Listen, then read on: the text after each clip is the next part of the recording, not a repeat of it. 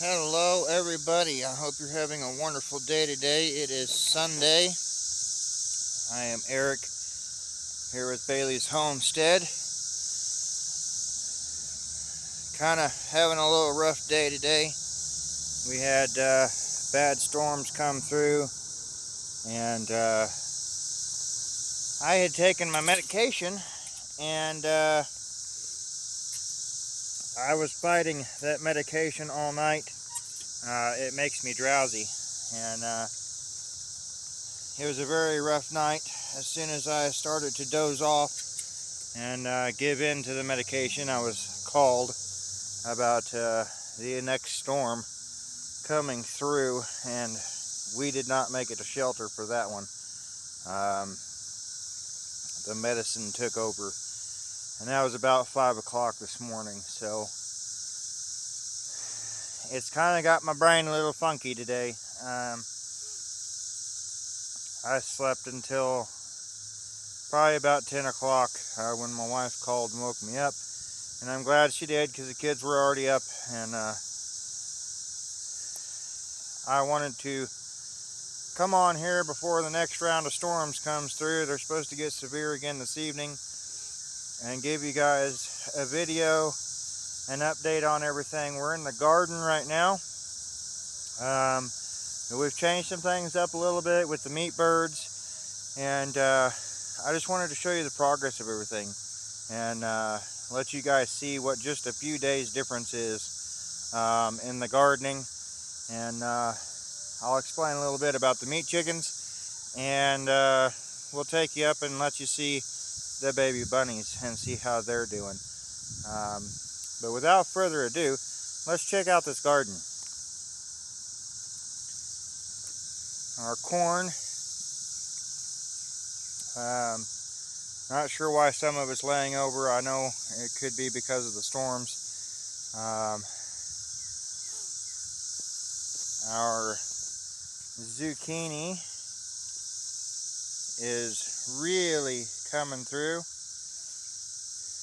These are the peppers that we got from that other homestead. But here's the cucumbers. Those are the salad cucumbers. And these are our beans. They're somewhere in about the 4 inches high right now. Our other cucumbers, as you can see, look at those bright yellow blooms, and they are climbing. They've already got cucumbers all over them. The yellow squash has just absolutely exploded.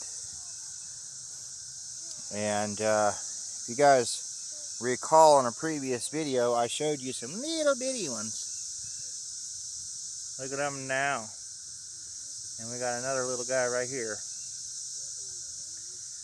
All of these are full of blooms. We have several squash starting. And there's some there. They're not quite yellow yet. There's another one. Another one.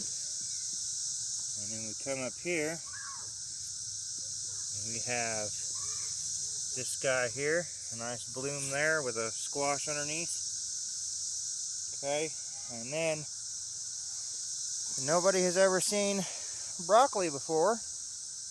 Let's find one here we can show you. Okay, when you look right down in there, you can see that head of broccoli right there starting. And we have that on several plants. Okay, and there's another one right down in there. And then we come down. If you guys remember the cauliflower, okay, we have a lot of heads of cauliflower coming in. And here's that little guy we had seen before, getting big. Unfortunately, the one down here did not make it, but our lettuce is starting to do its thing over here. Everything's starting to kind of curl up and make that head. And the tomatoes are starting to pop as well. We got to get a couple more lines up here so we can continue. I'm trying a different method this year. Instead of tying them off, I'm weaving them in and out.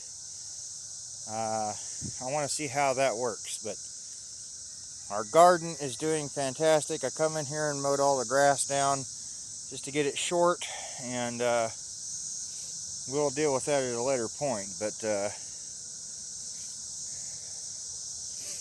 our garden is just doing fantastic. I mean, this corn just looks beautiful, and it's getting tall. Now, if you look way up there, you can see that is where the chicken tractor is now. So let's go up there and I'll explain a little bit of what's going on. We've got some beautiful irises that have already bloomed on our way, and then we've got these. Now I mowed all this. Our mower decided to work finally, and I push mowed this. We left this right here because of the butterflies. Look at these. The butterflies just absolutely love these flowers. And we have even more over there that you can see. There's 3 butterflies on that one flower right now. Okay. And then I left this little flower orchard right here. Meadow. Let's use the right word, I guess, here. But the butterflies are loving this. I don't know what those pink flowers are, but if you know, drop it in the comments for me. The butterflies absolutely love them. And see, look at there, right in front of me. Right in front of me. Isn't that awesome? Beautiful, beautiful butterflies. And I left all these flowers growing here because that's the one place that we had a bunch of them. And I left them there specifically for the butterflies. The girls absolutely love watching the butterflies. And I do as well. I love nature. And while we're up here, I hear a lot of people talk about ant problems.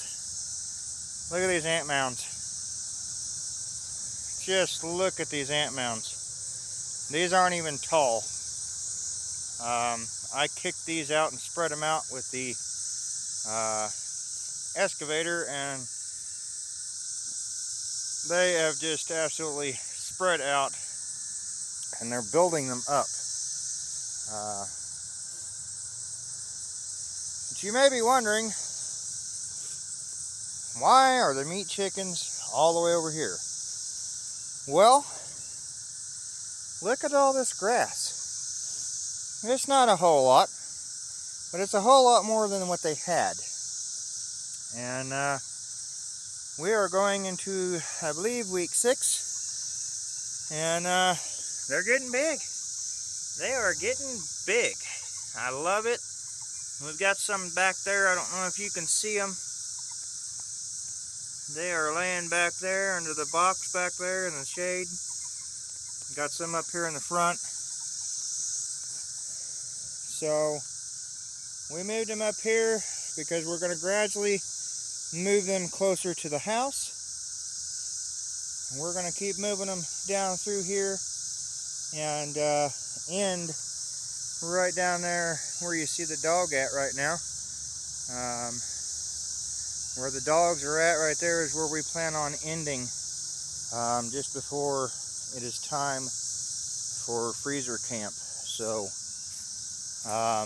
we probably won't do much right here in this area, but we can have them right here in this little area by the garden, and then we can move them down here around the corner to right in here. Let them kind of pick at this a little bit, and the wife's thinking about running them right here specifically This will only probably be about a day's worth here. And then the same over there, because we would like to turn this part into a flower garden right here and just have some beautiful things to look at for curb appeal and things like that. This part of the hill is probably going to get shaved out eventually to make the driveway just a little bit wider. But that all takes time, as you all are aware. And we got this out here. I did think about running them out here. If any of you have been following for very long, you may have seen what this used to look like. And man, it was full of thorns. And in places, especially on further down here, they are trying to come back. I don't know what kind they are. They seem to stay low to the ground. But they do kind of come up almost like a bush. We got some coming back on this hillside. I try to keep them cut back, but most of this was thorny. It was hard to walk through, and we have done a lot of work to try to get this back. This down here, we've got a little bit of flooding. Not near as bad as it used to be. We've got running water. A lot of this is from the rains that we had, but they have also started letting water loose from where they're doing the new water tower. So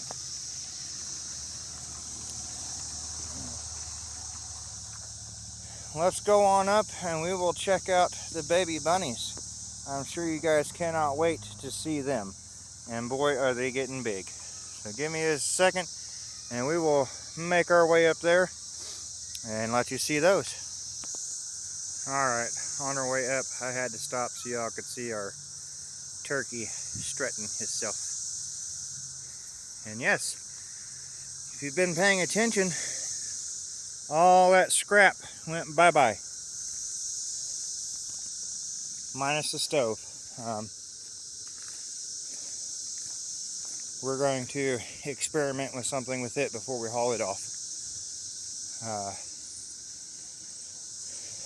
Probably nothing we'll show you guys, but just something we're going to experiment with. So let's get up here and show you the babies.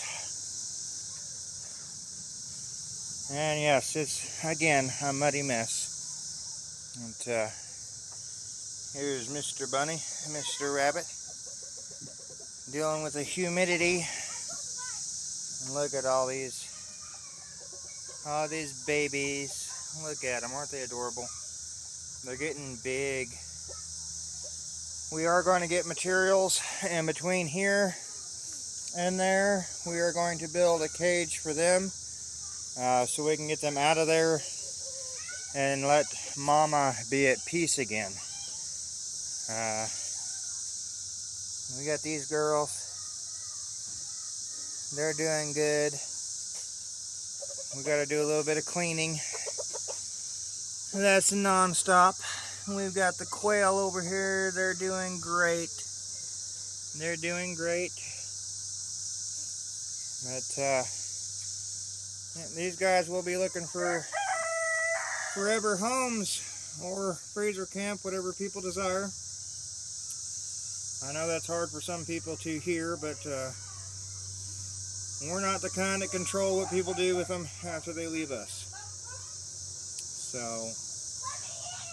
we've been coming out and handling them a little bit, getting them used to being handled.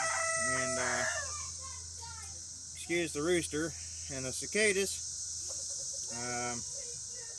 Hopefully we can get them used to being handled and good to go for adoption.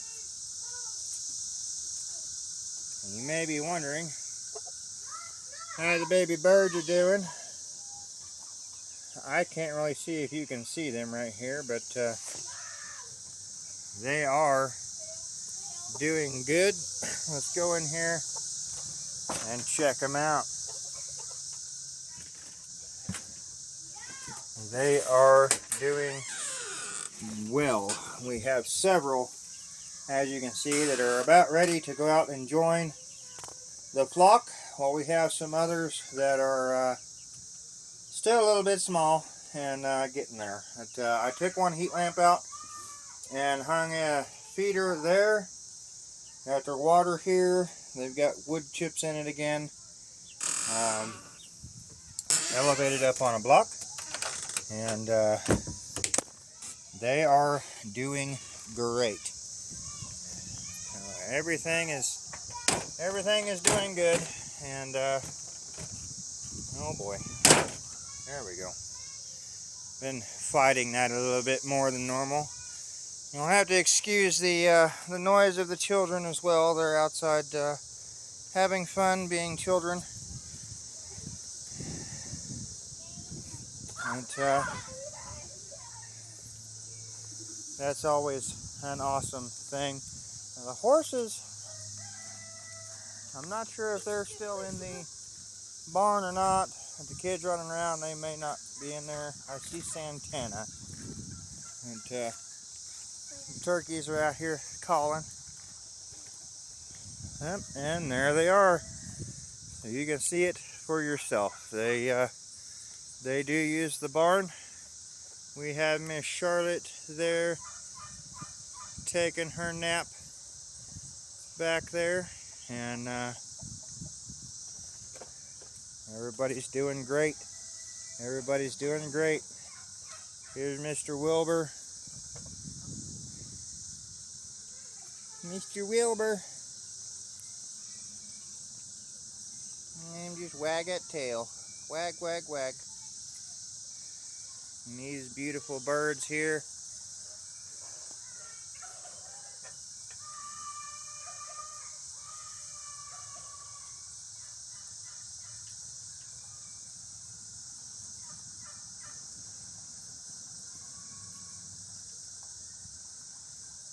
Yep. So again, guys, don't let fear stand in your way. We're new to Emu, and they're doing great. We've been doing awesome with them, and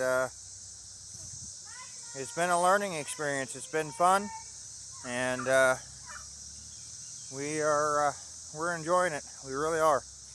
I'd like to actually add more in the future. I've talked about that in previous videos. What we would like to do with our homestead. I do want to kind of cover a little bit on some experiences I've had as far as researching. There's all kinds of ways you can do it. Now, for me, I don't go to Facebook groups for the, hey, what's going on? What am I doing wrong kind of thing. I do research for that. I go to Google or the internet, and I do research. Other research that I do, I go to YouTube. I find people that are doing what I'm doing, and I figure out what has worked for them, what hasn't worked for them. I get ideas from both Facebook and from YouTube. But that's where I learn. I watch firsthand what other people are doing. I don't just get on there and ask for comments, and I don't have to deal with a bunch of rude people and the drama that comes with going on to Facebook. Now, there's nothing wrong with getting on there and asking for advice and things like that, but there's a lot of people that think that their way is the only way. They think their way is the right way, and it gets so complicated and confusing when you get on there and you have 100 people telling you different things. I just seen a complaint earlier about if you're getting on there for advice that new people don't have room to talk. That is wrong. Okay, it's like teaching an old dog new tricks. Okay, you take an old-timer farmer that's been stuck in his ways and he hires young help. He can learn new ways of doing things. He can learn, or she, we're not getting political here, okay? They'll learn from that younger generation new things, new ways of doing things, faster ways of doing things, more, what is the word I'm looking for here? Economic. Learn economical ways of doing things, okay? I believe our blackberry is coming up since I'm over here by it. That is awesome. I was afraid that something had tore it up and it wouldn't come back. But back to the subject here. There is so much drama and complication that comes along with going on to Facebook for just about anything. I find it a lot less stressful to go choose people that are doing very similar things to me, and I stick to those. I learn a lot. I get a lot of ideas. Like with Cog Hill Farm. I love their new setup that they have on their new 40 acres. They have enough space pinned off for all the animals that they have. If they have animals that don't get along with each other, they're able to separate them. And I love that idea. I would love for my new place to be big enough where I can have a large area for a garden, a much bigger area. I'd like to be able to fence off, a few acres, somewhere around, 2-3 acres ish, and let emu be able to roam that, and figure out what they will get along with in a bigger area. To be able to fence off an area so that the pigs will be able to roam, and we don't have to worry about that. But I want to be able to separate everything so I have my garden area. I don't have to worry about animals getting in it. I can let the chickens just roam like they do here. And I'd like to get into having a few cattle. So I want to have room for those. And I want to have room to be able to graze the horses as well. Those are all ideas I get from watching other channels, okay? I learn about baling hay and raising cattle a different way from Pete at Just a Few Acres Farm. I've learned a lot about meat chickens. He's done it for years. They have trial and errored their way up through to where they are now. So they know a lot of what works and what doesn't work. It doesn't make their way the right way. They have to do things, okay, that's two different sides of the country. You have a southern farm that is a whole different climate down in Alabama than up in New York. Okay, Cog Hill is in Alabama. You've got Pete with Just a Few Acres Farm up in New York. Okay, so two different climates, two whole different scenarios of weather and ability to do things for the seasons.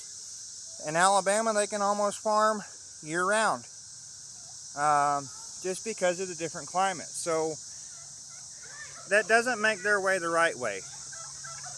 You have to adapt to what you have. You have to know where you're at, what you can do.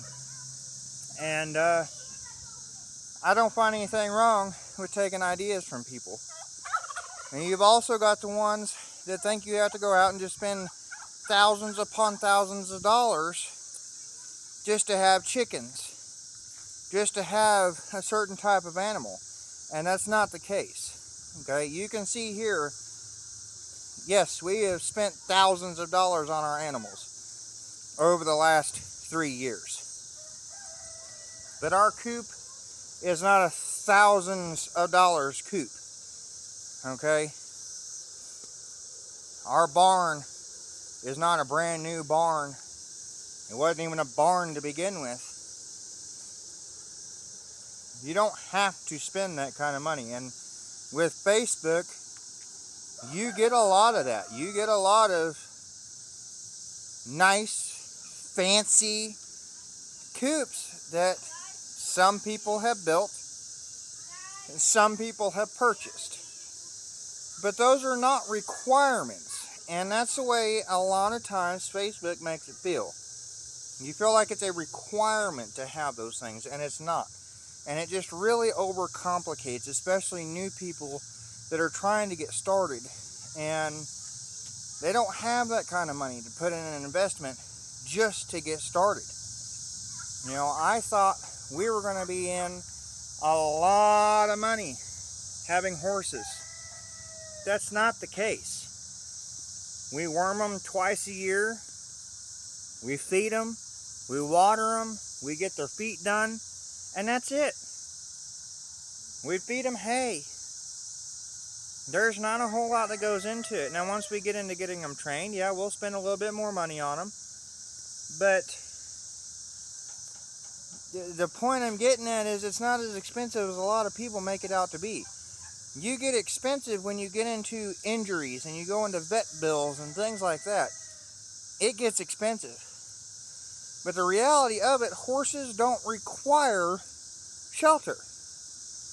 These guys would rather be out here or go underneath some trees during rain than they would being in that barn.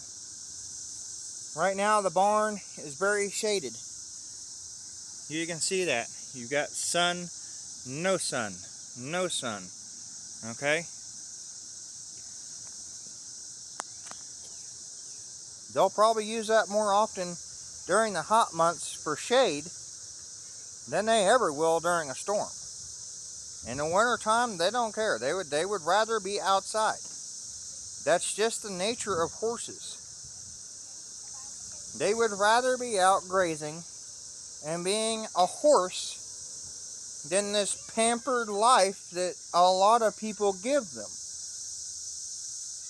It's not a requirement. It's a choice.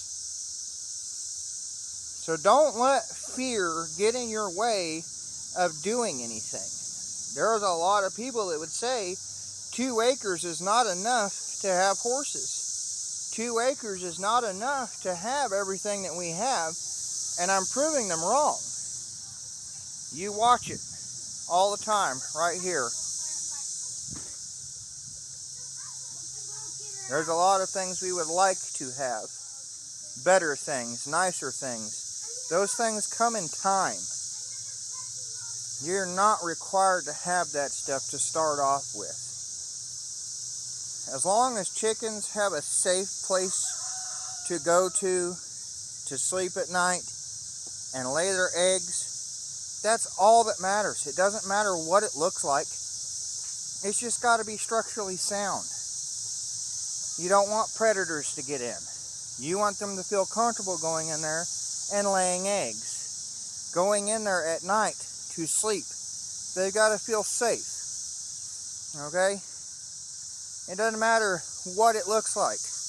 It doesn't matter what it's made out of, per se, to a point. Don't go off of just that. Do your research, figure out what they can be around, what they can't, etc. I'm just getting to the point of build a coop out of pallets if you want to. It's not going to hurt anything.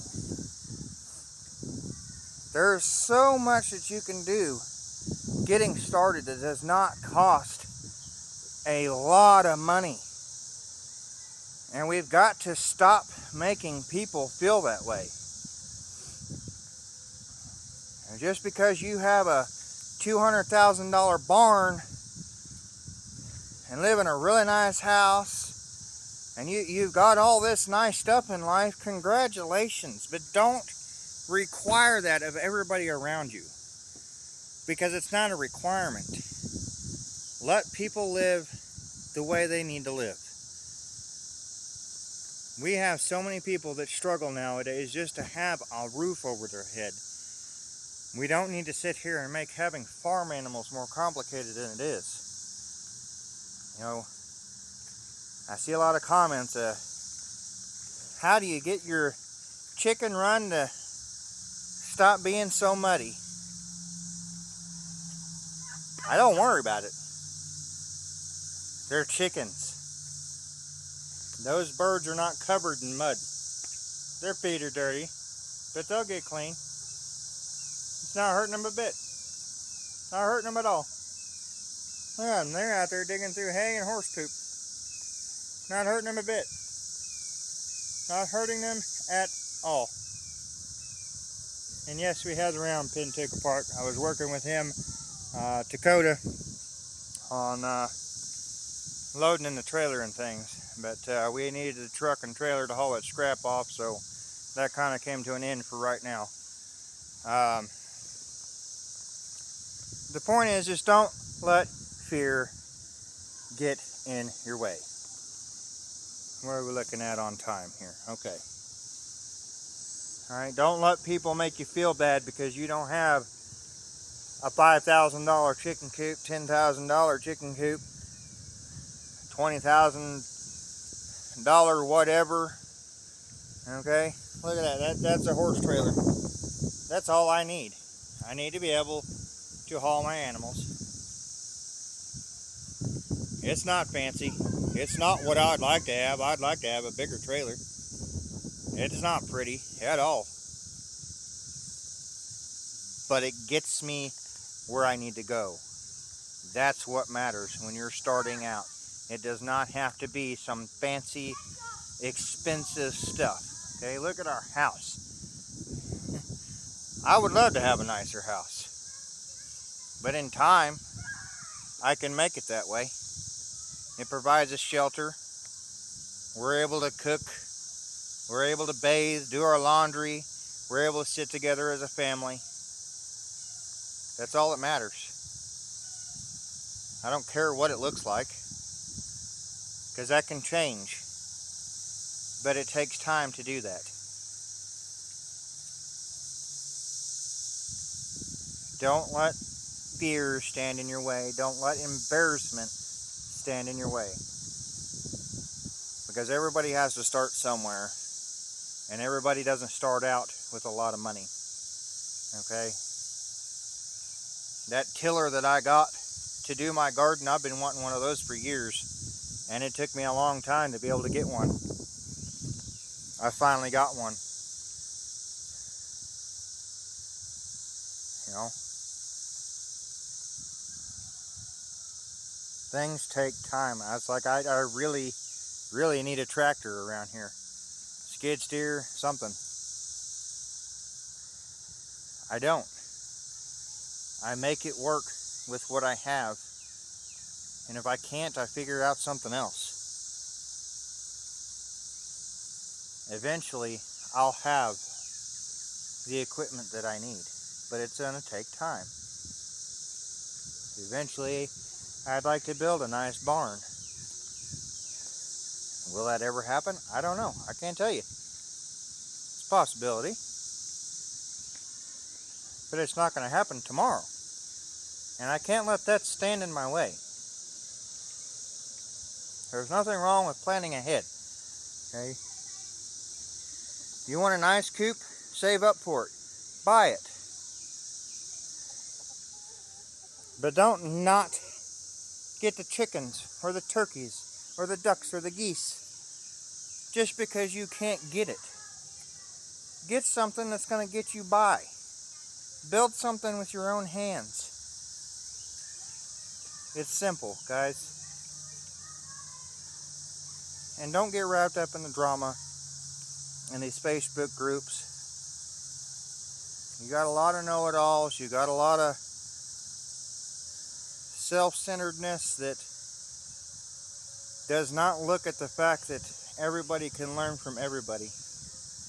It wouldn't matter if I've been doing chickens and stuff for 40 years. Somebody that just started yesterday could get on there and I could go, huh, I didn't know that.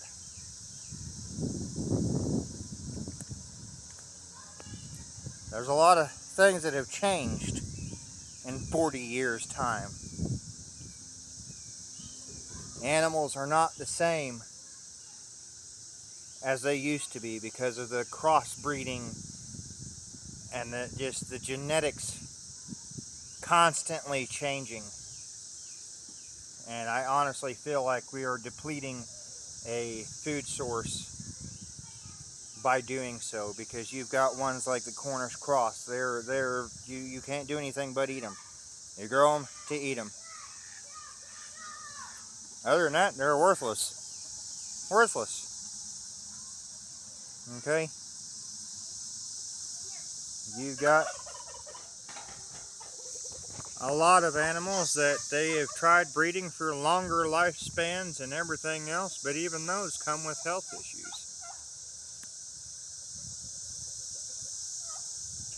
There's a lot of animals that require supplements that didn't used to. We're changing things that we should just leave alone. Just leave it alone. They're animals. Let them be animals.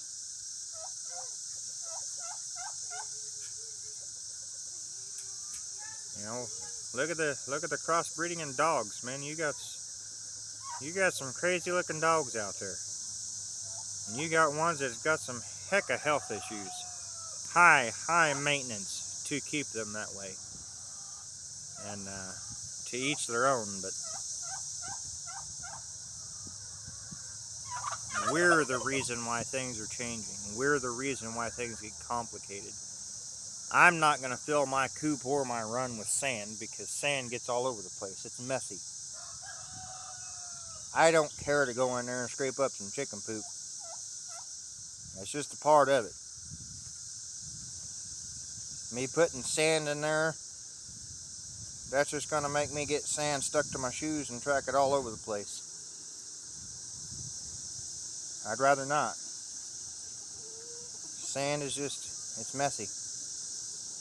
And I'd rather deal with wood chips that I can knock off my shoes and straw that I can knock off my shoes. Sand just gets into everything. So I'm not worried about a clean, dry area. Wet ground, I used to go out and soak down the ground because the chickens and turkeys have a cool place to lay down when it gets hot. I don't worry about it because it dries out on its own. It's just a lot of things that people make as a requirement, and that's fine for them. But I like to keep things simple, and as simple as can be. So just watch where you get your information from. If you're finding it complicated and confusing and all that like I do, just avoid those. Get on there, get you some ideas, but leave the research for somewhere else. As there's no point in it being more complicated than it is. So that's where we're going with the fear and the stuff that can interfere with a lot of people getting into things, and it's becoming more popular for people to get into raising chickens and things, and it just does not need to be as complicated as it's made out to be. So as you can see here, we don't have thousands of dollars wrapped up into shelters and all of that. We have literally gotten everything as cheap as we can. That camper, when we originally got it, was $500. We lived in it. It went on and it came back. The cedar slabs and stuff we got from a sawmill at about, I think we paid $10 a load, $20 a load. A lot of the sheet metal we got is salvaged. So we try to keep our costs as cheap as possible. And you should too. Because getting started does not have to be as hard as people make it out to be. So find you some materials, find you something to do. Start off small, don't start off big, because you'll get overwhelmed just as much as all of the confusion online and grow from there. Take your time, figure out what you're doing, figure out what works, what doesn't work, and go from there. I hope you all enjoyed today's video, and we will see you next time. I hope you have an absolutely blessed week, and we'll see you soon. So thanks for watching. Don't forget to subscribe, like, drop us a comment. Don't forget, I'd like to know if you by chance know what those flowers are out there that the butterflies love so much, because I would love to plant more of them. So yeah, we'll see y'all later. Enjoy life.